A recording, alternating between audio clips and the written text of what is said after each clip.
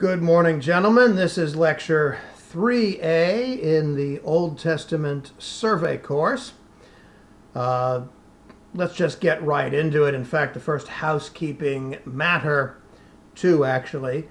The Collect for Bible Sunday in your 1928 Book of Common Prayer, that's the second Sunday in Advent, is one that you should say before listening to these lectures, but I'm not going to say it as part of the actual filmed experience. That's something you should do on your own, and at some point we'll look at the collect and what it says theologically and how it should shape what we do in reading the book, but for the time being, please say that on your own. A second housekeeping matter has come up for those of you that are doing the written assignments. I've mentioned two of them that are possible. I've received one from you. These are not short answer written assignments. When the question is given to you, you are expected to expostulate upon both the question and what you think the answer might be. That means that, for instance, when I say that someone has stated a position, say if you agree with it and why. You need to say something about the question and about the position. These are meant to be essays, not short answers. That's the second housekeeping matter. And now on to the scriptures themselves. We are in the third portion of the book of Genesis, the Jacob story, something very much like a novella or a short story from a literary standpoint, but well embedded into the overarching narrative of the five books of Moses, the Torah, Genesis, Exodus, Leviticus, Numbers, and Deuteronomy. They have their own narrative arch. The book of Genesis is a prequel, if you will, to what goes on in the rest of the Torah. And as I said earlier, the first part of the book of Genesis, the primordial history, is something of a prequel to the story of the patriarchs, the story of the origin of God's people. Israel, as it will come to be known, is a name given to Yaakov, the third patriarch of Israel, son of Isaac and grandson of Abraham. It is given to him after he is lamed in a wrestling match with God that we talked about earlier in an earlier lecture. Jacob will return to the site of that struggle at the very end of his part of the book of Genesis. That's in chapter 35. That's where he returns to it because it's the place where he had his dream. He returns to it, and that's where the wrestling match occurs. And chapter 35, verse 10, God said unto him, Thy name is Jacob, thy name shall not be called any more Jacob, but Israel shall be thy name. And he called his name Israel. So Jacob has two names, and then God reveals himself to Jacob as God Almighty and gives him the promise that he gave to Abraham about being fruitful and multiplying and filling the land. And Jacob makes a religious statement. He sets up a pillar and pours oil thereon, makes a drink offering there. And shortly after that, Rachel dies, the beloved wife of Jacob and the mother of both Joseph and Benjamin. Rachel dies giving birth to Benjamin, and Jacob sets up a pillar on her grave. And that pillar is known as Rachel's grave to this day, the author or editor of the book of Genesis says. Genesis very concerned about the geography of the land of Israel and from a present tense standpoint. The next part of chapter 35 is the catalog of the sons of Jacob. This brings to a close the story of Jacob, or the part of the book of Genesis in which Jacob will figure most prominently. Chapter 36 is Esau's family record, a full genealogy of Esau, and then we get in chapter 37 the Joseph story. In fact, Joseph was 17 years old, chapter 37 says, when he was feeding a flock with his brethren, and Jacob gave him the coat of many colors. This is probably a long-sleeved coat of a particularly fine fabric. Some scholars think coat of many colors is a mistranslation of the original Hebrew. It does fit the Greek, so it's a mistranslation. If it is a mistranslation, that now has an ancient provenance. It comes from the very first efforts to render the Hebrew into another language, the Greek. And this is a sign of Jacob's extraordinary favor towards his son Joseph and toward the sons of Rachel in general. Just as he favored Rachel, now he favors Rachel's sons, to the consternation of the rest of his male children, who, when they get a chance, decide to put the dreamer away. Jacob has a dream earlier, which he considers a direct communication from God. Joseph's dreams are in need of interpretation. They're not direct communications from God. God doesn't tell him things in the dream. God gives him the dreams and then gives him the skill, the gift of the interpretation of dreams, the gift of understanding what ordinary dreams mean. His interpretations of the first dreams he has that he interprets are unfortunate for him, but they prove to be, in fact, true. His interpretations are correct. And this is, in the first chapter of the story, a matter of foreshadowing. He sees dreams in which sheaves of grain represent his brothers, and they all wind up bowing down to him, who is the second from the youngest, remember, and not the one that will, in the ordinary course of things, be the one that rules the family. Though we've already seen that God doesn't take much stock in the whole first son issue. Ishmael was the first son. Isaac was favored over Ishmael. Esau was the first son of Isaac, and Jacob was favored over him. And that pattern will continue down to the final chapter of the book of Genesis, where Jacob blesses the two Egyptian sons of Joseph, and he does so in what Joseph considers the wrong order, because the younger is preferred over the elder. Joseph's dreams. And this is important because it is scriptural authority for the notion that dreams have meaning. Dreams matter. And there is the possibility of interpreting the divine in dreams.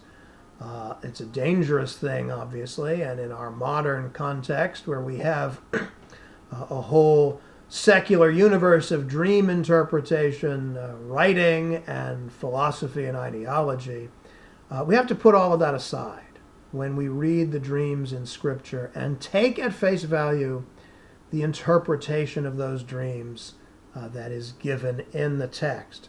Joseph's dreams are about his brothers one day bowing down to him. They don't much care for that. And they take the first opportunity to slay Joseph.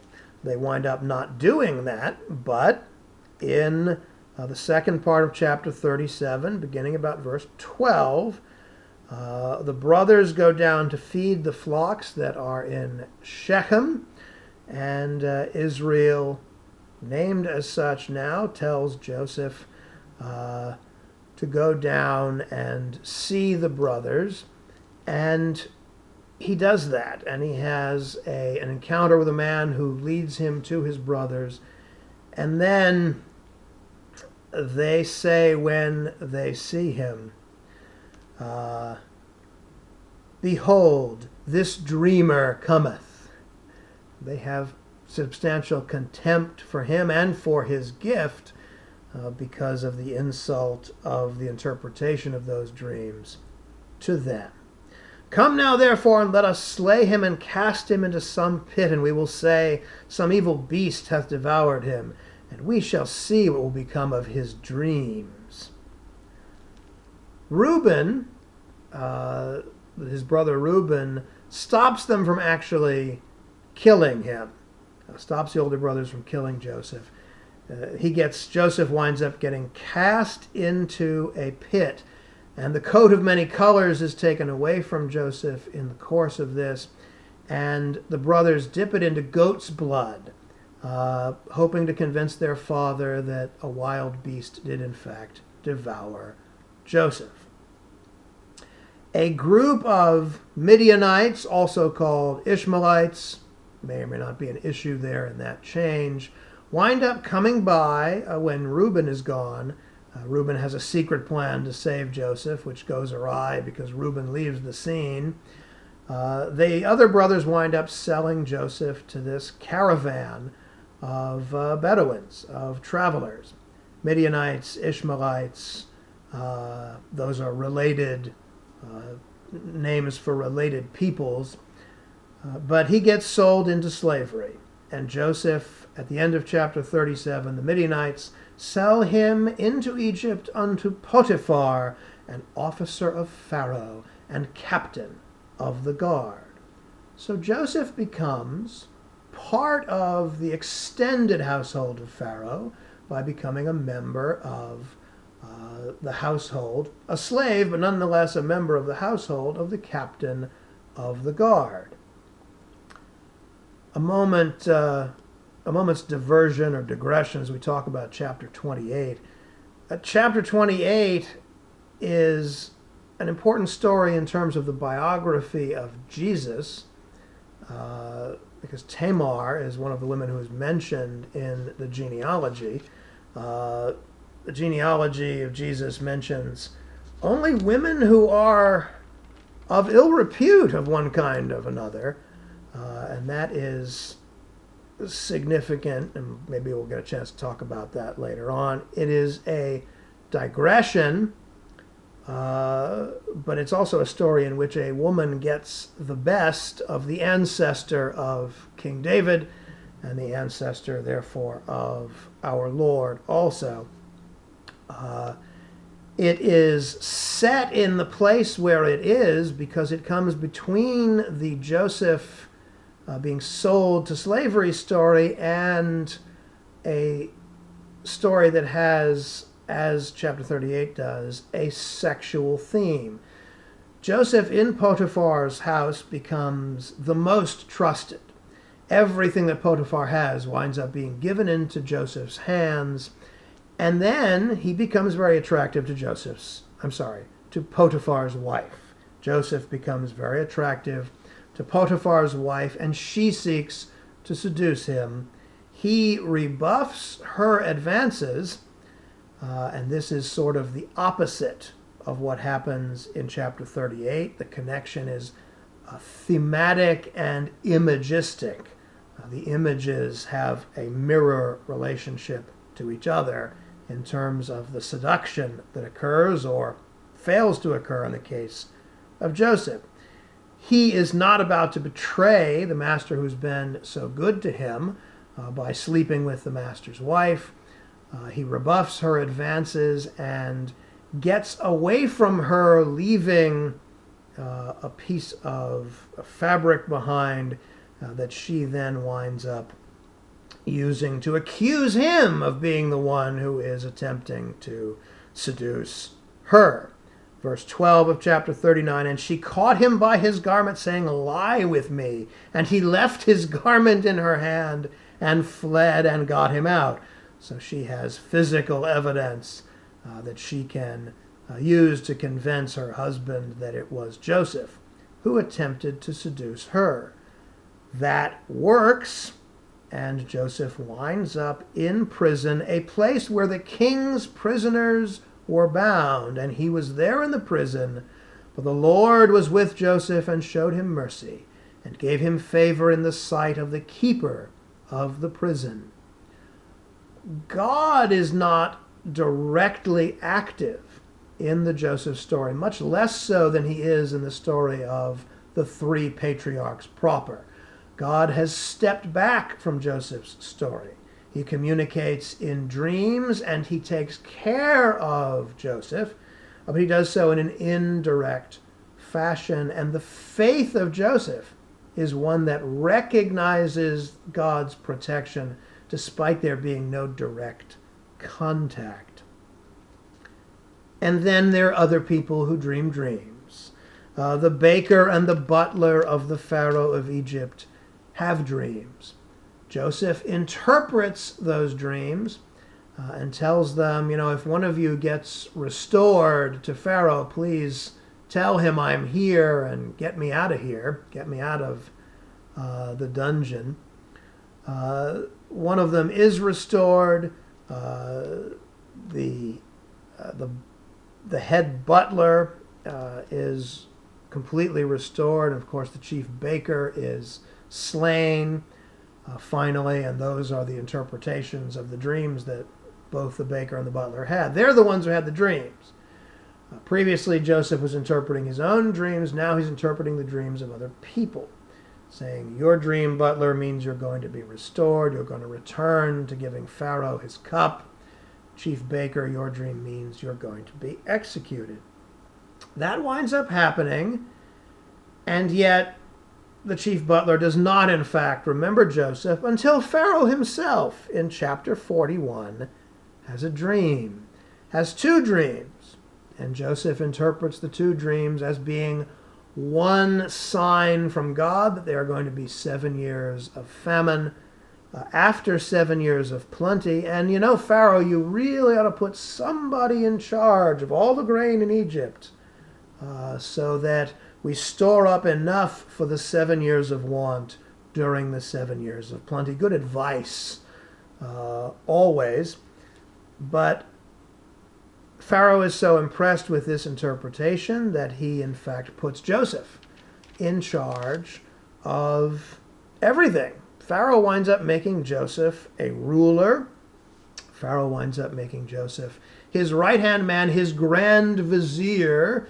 That would be the Ottoman Turkish term from later centuries, which did apply in Mamluk Egypt during the Ottoman period. That's kind of the role that Joseph plays. Joseph is a Hebrew. How he communicates with Pharaoh, how they seem to represent or have some kind of regard for the same God is not explained. That's not part of the text. It's given rise to a great deal of speculation about who was ruling Egypt at that time, whether or not it was a Semitic people. There is a group in history called the Hyksos who did rule Egypt for a time and may have come from the sea.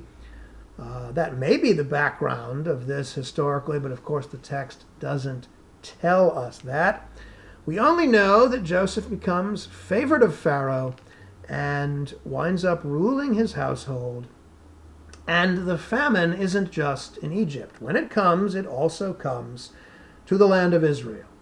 And Joseph winds up sending his sons down to Egypt to buy grain because of Joseph's wise policies. Egypt has a surplus of grain and can not only feed its own people, but also has cornered the market on food and can sell food to others. So that's what happens in chapter 42. Jacob sends everybody except Benjamin, the youngest, Joseph's brother. We learn here that Joseph is still in... Sorry about this, gentlemen. We learn here that Jacob is still in mourning over the loss of Joseph, what he believes to be the loss of Joseph. And he won't send the other son of Rachel, Benjamin, the one who is still living. Jacob is not about to send him down to Egypt and risk losing him also. So the other brothers all go down to Egypt, and who do they wind up talking to but Joseph? They don't recognize him. It's been a long time, and of course by this time Joseph has an Egyptian wife. His children have Egyptian names. They don't recognize him, but he recognizes them. And he decides to play coy. He is either afraid of dealing with them because of what it will do to him emotionally, or he's just toying with them. The prophecy of his dreams is fulfilled the minute they come to him, because of course he is in this great position of authority within Egypt. And what's the first thing they all do to him? They bow down to him. And that is what his dreams were all about, as he himself had interpreted them. So that's accomplished. And yet he plays with them a little, and he winds up getting them called back to him twice. He wants his brother Benjamin to come, and he sends them back to get him, sends the other brothers back to Jacob to procure Benjamin as a condition of obtaining food. Some wonderful trickery that goes on. He winds up giving them their money back in a surprise way, which is a test. See if the brothers have maybe grown up a little and learned anything and become a little bit more honest in the way they have dealt. And then he tricks them by putting his cup in one of the sacks, and saying he's going to put everyone in prison for it. And indeed he winds up holding Benjamin, his brother, sort of hostage while he sends the boys back to fetch their father. At least that's his plan. But emotion overcomes him. And this is just a beautiful scene in chapter 45, where he reveals himself to his brothers. It begins, Joseph could not refrain himself before all them that stood by him, and he cried. And he tells everybody, get out of here except these Hebrews. So he sends everybody else out. And he reveals himself to his brothers and weeps on their neck. And they had thought him dead. So this is a moment of symbolic resurrection. Indeed, one of the great interpretations, I'm not sure if it's Joseph Campbell or Mircea Eliade, one of the symbolic interpretations of this story is, they threw Joseph down the well into a pit. And Egypt itself, in Hebrew language, is thought of as the land below. One always goes down to Egypt, and when one goes from Egypt to the land of Israel, one is going up. So throwing Joseph into the pit and his coming out of it is also an overall symbolic resurrection. He comes back from the death that his brothers had planned for him. And he asks Pharaoh, can all my brothers live here? Can all the family live here? And Pharaoh says, bring your father down here. You're the guy. Your whole family, all your people can live here. And they wind up colonizing the land of Goshen in Upper Egypt. And all the brothers come there. Jacob, their father, comes there. And Joseph brought in Jacob, his father, and set him before Pharaoh. And Jacob blesses Pharaoh. All right, so there is no enmity yet between the Egyptians and the Israelites. Jacob becomes a resident of the land of Egypt, and they sort of live happily ever after. There is Jacob dies in the land of Egypt, and his children and Joseph's children all go up to bury Jacob, to entomb him in the tomb of Machpelah, as I've said before, the toehold of the Israelite people in the Holy Land that God has promised them. And of course, before that, there's an important scene, which is the blessing. Jacob's blessing of all his sons. That's chapter 49. And the one thing I want to point out here is Joseph's sons are Ephraim and Manasseh. And Ephraim and Manasseh, or Manasseh in English, will become equal to the other sons of Jacob in the inheritance. Joseph winds up, the family of Joseph gets a double portion of the inheritance as a result of that. There are still 12 tribes of Israel instead of 13 when the land comes to be divided in the days of Joshua. There's still 12 tribes because remember the tribe of Levi does not get any land. And that has something to do, by the way, with the action that happens in chapter 34 and the wicked deed that Levi does. He gets stuck with being the clan of the priests. And the clan of the priests in the Joshua division of the land is landless. They don't have land. So the 12 tribes of Israel replaces Joseph with Ephraim and Manasseh and leaves out Levi, at least in terms of the division of the land. One other thing. Jacob says that you will bless your children throughout life, saying, may you be as Ephraim and Manasseh. And that is still to this day the rabbinic blessing of children, of sons at least. May you be like Ephraim and Manasseh. In other words, may God look favorably upon you more than you deserve. Okay? Joseph's family deserved 1/12 of Jacob's estate, if we think about this in terms simply of estate planning. His family instead got a double portion, got 2/12 of the distribution of the promise of Abraham to Isaac and to Jacob, the promise of land. So God's blessing remains unmerited and is one that we ask God for. God, bless my children as you blessed Ephraim and Manasseh. Lift them up. Give them more than they deserve. And then Jacob is buried in the tomb in Israel, and his sons are all reconciled.